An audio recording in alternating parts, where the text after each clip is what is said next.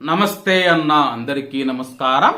నిన్న ప్రపంచవ్యాప్తంగా global star Ram Charan నటించిన గేమ్ చేంజర్ మూవీ రిలీజ్ అయ్యింది. మూవీ రిలీజ్ అయిన తర్వాత మనం చూసుకుంటే ఈ రోజు ఉదయం మనం చూసుకుంటే మూవీ టీం అధికారికంగా కలెక్షన్స్ అయితే ప్రకటించడం జరిగింది.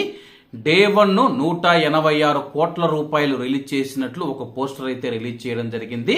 అలాగే ఈ పోస్టర్ రిలీజ్ అయిన తర్వాత నార్త్ నుంచి సౌత్ వరకు మనం చూసుకుంటే ఇవి ఫేక్ కలెక్షన్స్ అని చెప్పేసి సోషల్ మీడియా వేదికగా కొన్ని వెబ్సైట్లు కానీ అలాగే చాలా మంది ఈ యొక్క కలెక్షన్స్ పైన మాట్లాడుతూ ఉన్నారు. ఏదైనా సరే ఫ్యాన్స్ కోసం 10% ఫేక్ కలెక్షన్స్ యాడ్ చేసుకుంటారు, కానీ వీళ్ళు ఒకటేసారి 100 కోట్లు యాడ్ చేసుకున్నారని చెప్పేసి కొన్ని వెబ్సైట్లు అయితే దుమ్మెత్తి పోస్తూ ఉన్నాయి.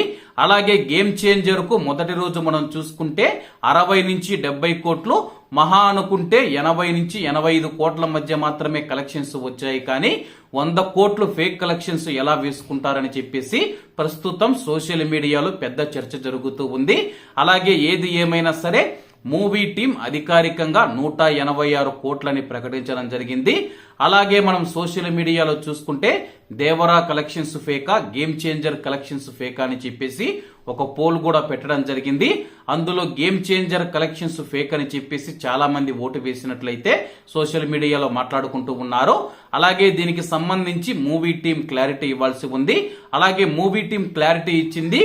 మొదటి రోజు ప్రపంచవ్యాప్తంగా 186 కోట్ల రూపాయలు వసూలు చేసిందని చెప్పేసి, కానీ దీన్ని చాలా మంది నమ్మడం లేదు.